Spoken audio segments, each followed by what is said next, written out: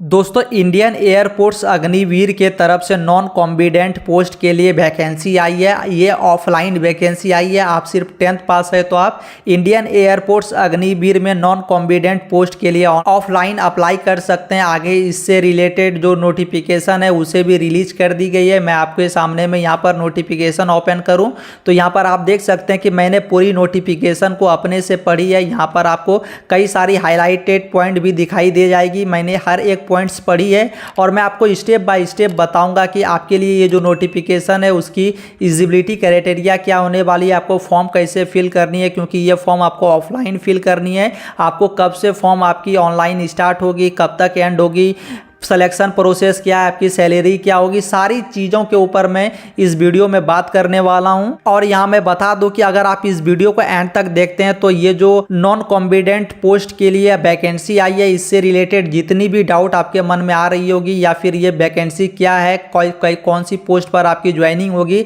इस तरह की जो भी डाउट्स आपके मन में आ रही होगी सारे डाउट्स क्लियर हो जाएंगे। तो वीडियो को कंटिन्यू एंड तक वॉच कीजिए।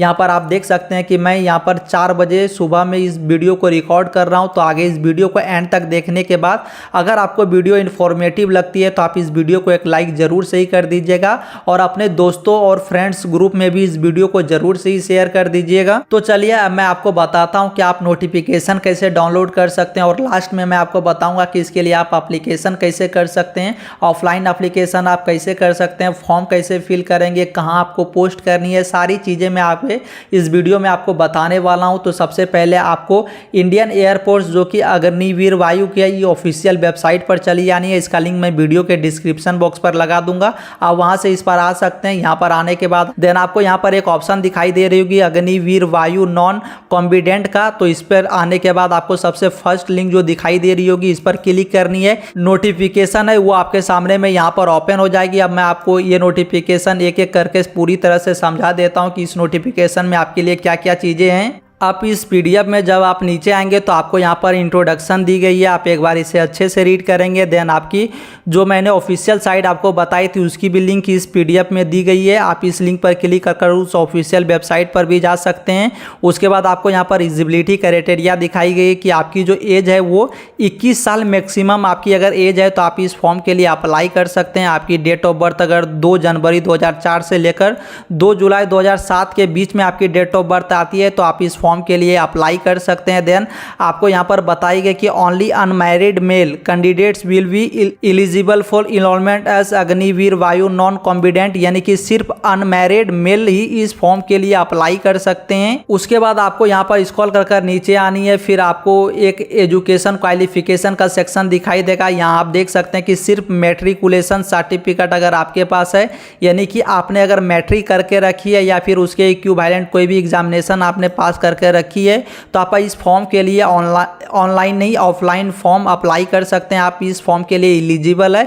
आपकी सिर्फ और सिर्फ 10th क्लास पास होनी चाहिए आपको। अगर आप 10th क्लास पास है तो आप इस फॉर्म के लिए अप्लाई कर सकते हैं। आपकी जो मैंडेटरी मेडिकल स्टैंडर्ड है वो आपको बताई गई कि आपकी जो हाइट है वो 152 सेंटीमीटर होनी चाहिए। फिर आपकी जो चेस्ट है वो 5 सेंटीमीटर होनी चाहिए और आपकी जो वेट है वो आपकी हाइट और एज के इक्विवेलेंट यानी कि प्रोपोर्शनली उसे कैलकुलेट किया जाएगा। देन यहाँ से आप नीचे आएंगे तो यहाँ पर आप 6 नंबर के पॉइंट पर आपको जर्नल डिस्क्वालिफिकेशन दी गई है कि अगर आपके बॉडी पर कोई भी टैटू है तो आप डिस्क्वालीफाई कर दिए जाएंगे। इस तरह से आप एक बार इसे अच्छे से पढ़ेंगे। उसके बाद फिर आपको यहाँ से नीचे आना। अब यहाँ पर आप देख सकते हैं आपके जॉब प्रोफाइल के बारे में बताई गई कि ये जो अग्निवीर वायु में वैकेंसी निकाली गई इसमें आपकी जॉब प्रोफाइल क्या होने वाली है। तो यहाँ मैंने आपको पहले ही बताई कि ये जो जॉब है वो नॉन कॉम्बिडेंट के लिए, तो उसमें आपको सबसे पहले हॉस्पिटैलिटी स्ट्रीम में, उसके बाद हाउस कीपिंग स्ट्रीम में आपकी जॉब होने वाली है। आप ऑफलाइन अप्लाई कर सकते हैं ये 2 स्ट्रीम में। और हॉस्पिटैलिटी स्ट्रीम में आपकी क्या क्या पोस्ट होने वाली है, यानी कि किस किस चीज़ों पर आपको काम करनी होगी, जैसे कि किचन मैनेजमेंट, इस तरह से आप यहाँ पर देख सकते हैं और भी कई सारी पोस्ट है। उसके बाद हाउस कीपिंग स्ट्रीम में आपको क्या क्या काम करनी होगी वो सारी आपको यहाँ पर दिखाई दे जाएगी। आप एक बार इसे देख लेंगे। देन आपको यहाँ पर प्रोसीड टू अप्लाई का एक ऑप्शन है कि आपको अप्लाई कैसे करना है। तो मैंने आपको पहले ही बताया कि ये जो फॉर्म आपके लिए आई है वो ऑफलाइन आई है, यानी कि आपको इसके लिए अप्लाई ऑफलाइन करनी है तो आपको क्या करनी है कि इस वेबसाइट पर जानी है सबसे पहले। उसके बाद आपको ऑफलाइन फॉर्म को डाउनलोड करना है। कैसे करना है मैं आगे एंड में बताने भी वाला हूँ आपको। यहाँ पर आप देख सकते हैं कि आपको बताई गई कि applications received after due date will be not be accepted, यानी कि आपकी एप्लीकेशन अगर ड्यू डेट के बाद रिसीव की जाती है तो वो एक्सेप्टेड नहीं होगी। उसके बाद आपको यहाँ पर बताई गई कि अगर कोई भी कैंडिडेट मल्टीपल एप्लीकेशन को सबमिट करता है यानी कि सेंड करता है तो उसे रिजेक्ट कर दिया जाएगा। यानी कि आप अगर एक से ज़्यादा फॉर्म को अप्लाई करते हैं यानी कि सेंड करते हैं तो आपको दोनों फॉर्म आपकी रिजेक्ट कर दी जाएगी। यहाँ पर आप देख सकते हैं कि रिजेक्ट इन टोटल, यानी कि आपकी टोटल एप्लीकेशन रिजेक्ट कर दी जाएगी। अब यहाँ पर आप देख सकते हैं कि आपकी सीरियल नंबर यहाँ पर आपको दिखाई गई है, फिर प्लेस बताई गई है, फिर postal address, drop box location, उसके बाद आपकी जो स्ट्रीम है जिसमें वैकेंसी है वो दिखाई गई है। तो ये क्या चीज़ है, सबसे पहले अगर कोई कैंडिडेट दिल्ली से यानी न्यू दिल्ली से इस फॉर्म को फिल कर रहा है तो वो इस पोस्टल एड्रेस पर जाकर इस फॉर्म को ऑफलाइन पोस्ट कर सकता है, या फिर कोई भी ड्रॉप बॉक्स लोकेशन पर अगर इस फॉर्म को सेंड करना चाहता है तो वो इस लोकेशन पर जाकर इस फॉर्म को सेंड कर सकता है। और अगर दिल्ली से कोई कैंडिडेट इस फॉर्म के लिए इस लोकेशन से अप्लाई कर रहा है तो वो हॉस्पिटैलिटी और हाउसकीपिंग दोनों पोस्ट के लिए, यानी कि दोनों में किसी एक पोस्ट के लिए या फिर जो भी आपके प्रेफरेंस में है उसके लिए आप अप्लाई कर सकते हैं। देन आप यहाँ दे सकते हैं न्यू दिल्ली में इस लोकेशन पर जो भी पोस्टल एड्रेस से पोस्ट करेंगे वो सिर्फ हाउसकीपिंग के लिए अप्लाई कर सकते हैं। इसी तरह से आपको यहाँ पर स्क्रॉल कर नीचे आनी है। देन यहाँ पर आप देख सकते हैं कि पुणे, इस तरह की कई सारी लोकेशन आपको यहाँ पर दिखाई गई है। सबकी आपकी जो पोस्टल एड्रेस है और जो पोस्ट ऑफिस एड्रेस है दोनों दिखाई गई है, और किस किस पोस्ट के लिए अप्लाई कर सकते हैं वो भी आपको यहाँ पर दिखाई गई है। आप यहाँ पर स्क्रॉल कर नीचे आएंगे यहाँ पर आप देख सकते हैं बहुत सारी ही लोकेशन है। आप यहाँ पर जब स्क्रॉल कर आएंगे तो आपको 78 पोस्टल एड्रेस देखने को मिलेगा टोटल। आप सब लोकेशन में से कहीं से भी इस फॉर्म के लिए पोस्टल सेंड कर सकते हैं। यानी कि आप अगर मान लीजिए इसमें आपकी लोकेशन नहीं है लेकिन आप इसमें से किसी लोकेशन पर जाकर अगर पोस्ट ऑफिस पर अपने एप्लीकेशन को पोस्ट करेंगे तो आप कर सकते हैं। यहाँ पर आपको सारी लोकेशन दी गई है, आप एक बार इसे अच्छे से देखेंगे। उसके बाद यहाँ पर देख सकते हैं कि candidate are required to attach following document with the application, यानी कि आप अपने जो ऑफलाइन फॉर्म को सेंड करेंगे उसके साथ आपको कुछ डॉक्यूमेंट को अटैच करनी होगी। और अगर आप विदाउट डॉक्यूमेंट अटैच के फॉर्म को अगर सेंड करते हैं तो वो आपकी रिजेक्ट कर दी जाएगी। यहाँ पर आप देख सकते हैं सबसे पहले आपको 10th क्लास की मार्कशीट और पासिंग सर्टिफिकेट आपको सेंड करनी होगी, उसके साथ मतलब अटैच करनी होगी। देन आपकी पासपोर्ट साइज की फोटो जो कलर में होगी वो आपको सेंड कर उसके साथ अटैच करनी होगी, और फोटो पर आपका नाम और डेट मेंशन होना चाहिए। यहाँ पर आप देख सकते हैं कि आपकी जो मान लीजिए ये अगर फोटो है तो यहाँ पर नीचे में डेट और नाम आपकी मेंशन होनी चाहिए। उसके बाद यहाँ पर आप देख सकते हैं कि लास्ट में आपके पेरेंट के कंसर्न सर्टिफिकेट भी आपको प्रोवाइड करनी होगी, यानी कि आपकी एज अगर 18 साल से कम है तो आपके पेरेंट्स के कंसेंट सर्टिफिकेट लगेगी, और अगर आपकी एज 18 साल से ज़्यादा है तो आप खुद कंसल्ट करेंगे और आपको कंसेंट सर्टिफिकेट पर साइन भी करनी होगी। फिर यहाँ आप देख सकते हैं टर्म एंड कंडीशन बोली गई है कि क्या क्या टर्म एंड कंडीशन है, आप एक बार इसे अच्छे से पढ़ेंगे।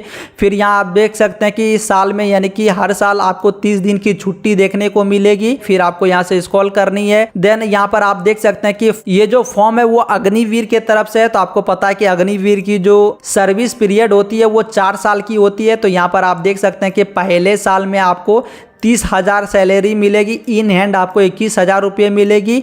सेकेंड ईयर में आपको 33,000 की सैलरी मिलेगी। थर्ड ईयर में आपको 36,500 सैलरी मिलेगी, और फोर्थ ईयर में आपको 40,000 रुपये सैलरी मिलेगी। यहाँ पर आप देख सकते हैं, और इन हैंड सैलरी आपको यहाँ पर दिखाई गई है। अब यहाँ पर आप देख सकते हैं कि आप 4 साल के बाद जब रिटायर करेंगे तो आपको लगभग 10,04 लाख की सेवा निधि पैकेज भी दी जाएगी, यानी कि रिटायरमेंट पैकेज आपको यहाँ पर 10.04 लाख दी जाएगी। उसके बाद आपको यहाँ पर देख सकते हैं कि फैसिलिटी क्या क्या दी जाएगी, तो मेडिकल एंड CSD फैसिलिटी दी जाएगी, insurance, death and disability compensation दी जाएगी। अगर आपकी डेथ होती है सर्विस में या फिर आप डिसेबल्ड होते हैं तो आपको 48 लाख की कंपनसेशन भी यहाँ पर दी जाएगी। यहाँ पर आप देख सकते हैं कि क्लियरली मेंशन है 48 लाख लाख रुपए आपको कंपनसेशन यहाँ पर दिए जाएंगे। फिर आपको अग्निवीर स्किल सर्टिफिकेट भी साथ में प्रोवाइड किया जाएगा और आप इसके बेसिस पर कहीं पर भी अदर जॉब में अप्लाई कर सकते हैं, जिससे कि आपको कुछ छूट भी देखने को मिलेगी।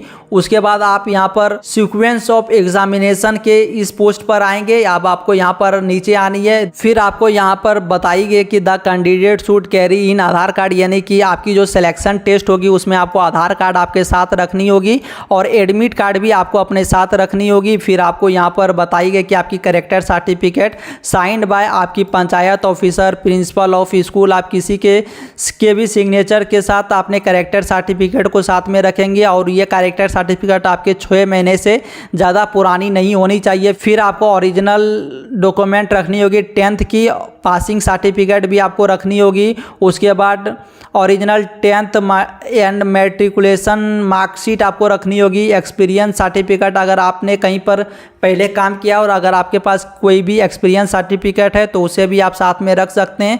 फिर आपको यहाँ पर नीचे आनी है। यहाँ पर आप देख सकते हैं कि आपकी जो एग्जामिनेशन होगी वो 4 फेज में कंडक्ट की जाएगी। सबसे पहले फेज में आपको रिटर्न टेस्ट देनी होगी। रिटर्न टेस्ट यहाँ पर आप देख सकते हैं कि जर्नल इंग्लिश जो कि 10 मार्क्स की पूछी जाएगी और जनरल नॉलेज जो कि 10 मार्क्स की पूछी जाएगी। टोटल 20 नंबर की आपकी एग्जामिनेशन होगी। यहाँ पर आप देख सकते हैं कितना इजी एग्जामिनेशन है, सिर्फ 20 मार्क्स की आपकी एग्जामिनेशन होगी। फिर आप यहाँ पर स्क्रॉल कर आएंगे। देन फेज 2 में आपकी फिजिकली फिटनेस टेस्ट होगी, यानी कि फिजिकल फिटनेस टेस्ट आपकी फेज 2 में कंडक्ट की जाएगी, जिसमें आपकी हाइट, चेस्ट या फिर यहाँ पर आप देख सकते हैं कि आपको 1.6 किलोमीटर रन करनी होगी।